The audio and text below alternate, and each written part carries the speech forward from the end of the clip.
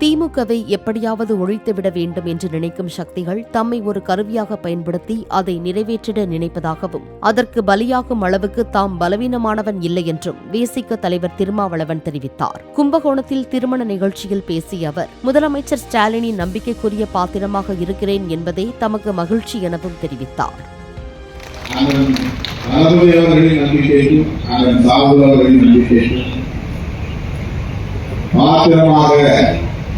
இன்றைக்கும் நான் இருக்கிறேன் என்பதே எனக்கு ஒரு மகிழ்ச்சி.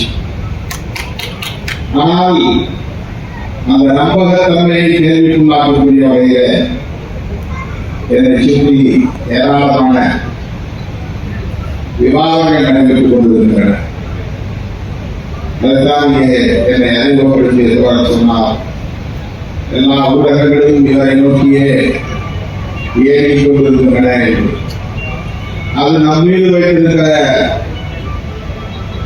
மரியாதைக்காக செய்யக்கூடியதல்ல, நம்மை எப்படியாவது காலி செய்துவிட வேண்டும் என்கிற சக்திகளின் சதியை ஏதோ நம்மை தூக்கி பிடிக்கிறார்கள், உயர்த்தி பிடிக்கிறார்கள், பெருமைப்படுத்துகிறார்கள், நம்மை பற்றியே பேசுகிறார்கள் என்று மகிழ்ச்சி அடைவதற்கான ஒன்று அல்ல.